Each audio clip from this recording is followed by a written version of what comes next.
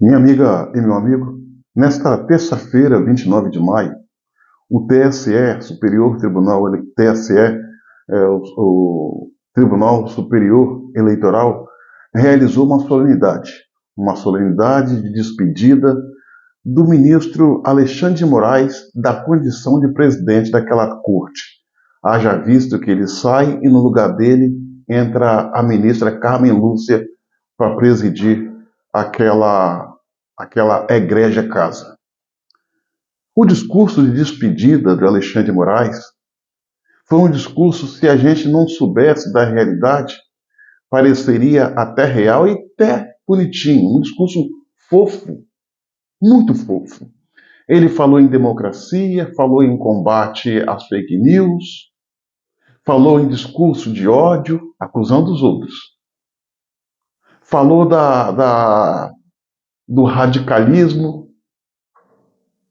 que existe ao redor do mundo, mas que aqui no Brasil foi combatido. Falou uma série de coisas que não condiz com a realidade. Mesmo porque os brasileiros conhecem o comportamento do senhor ministro Alexandre de Moraes. De democrático, ele não tem absolutamente nada. Nada. Basta ver as medidas que ele tomou ao longo desses anos, como ministro da Corte Eleitoral e também ministro do Supremo Tribunal Federal. Como falar em democracia no momento em que a gente lembra que o Clezão morreu na condição de preso político no interior de um presídio, quando os médicos e o Ministério Público Federal recomendaram a sua soltura e Alexandre de Moraes, por picardia, não permitiu que ele saísse e, em virtude disso, o seu quadro de saúde se agravou e ele veio a óbito. Essas tantas pessoas que foram presas, condenadas a 16, 17, 15 anos, em virtude dos atos de 8 de janeiro, não que o comportamento de alguns seja louvável, não é reprovável, é crime, tem que pagar pelos seus atos sim, mas 2.000 pessoas ser presas, empilhadas, muitas delas julgadas, e com essa pena altíssima, que nem traficante toma. Que democracia é essa? Como falar em democracia quando nós temos jornalistas, juízes, autoexilados, fora do país, porque têm receio que sofra uma injustiça, ir preso? Jornalista com passaporte apreendido, não podendo assistir a família aqui no Brasil. Veículos de comunicação censurado, rede social desmonetizada. Pessoas que sempre teve uma vida ilibada, processadas, condenadas, vivendo de maneira humilhante, com tornozeleira na perna, tendo as suas famílias, os seus negócios, a sua saúde destruída por causa desse cerco infernal que o ministro Alexandre de Moraes faz em nome da democracia. Não tem nada a ver com democracia. Como falar em democracia quando a gente vê parlamentares eleitos pelo povo perdendo seus mandatos e as suas liberdades pelo simples fato de exercer o seu direito, falar, se expressar. Um exemplo.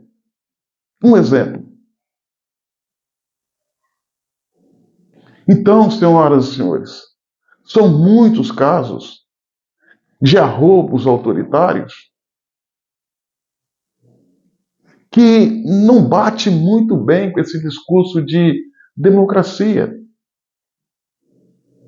O processo eleitoral, que poderia transcorrer de uma maneira pacífica, lembrei aqui o exemplo que eu queria dar, acabei esquecendo, Daniel Silveira, que se encontra preso até hoje pelo simples fato de usar da sua liberdade de expressão. Deputado, ex-deputado Daniel Silveira. Então, voltando ao assunto, o processo eleitoral que poderia não ter as desconfianças que tiveram, estou dizendo que foi certo, que foi errado, mas o comportamento, a forma de se portar do ministro Alexandre de Moraes acabou fazendo com que esse processo se tornasse um tanto quanto estranho. A gente via punições, perseguições, proibições, só para um lado, para outro não. Como falar em democracia quando um político que comandou esse país, que de acordo com a justiça cometeu maus feitos, essa mesma justiça o tira da cadeia, o descondena, permitindo a disputar a eleição e ganha a eleição, segundo o TSE. Ou seja, ao mesmo tempo que um homem honesto,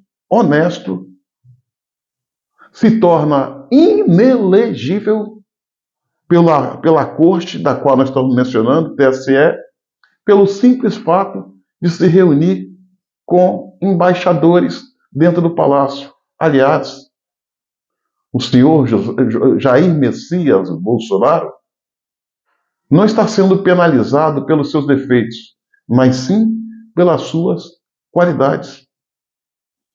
A saída do ministro Alexandre de Moraes da Corte Eleitoral, talvez, eu acho pouco provável, vai dar uma luz de legalidade, uma sensação de tranquilidade, de um novo tempo, embora o presidente que vai entrar, Carmen Lúcia, é do meio, é conhecida e é militante política partidária. Como falar de democracia se os brasileiros não podem se expressar?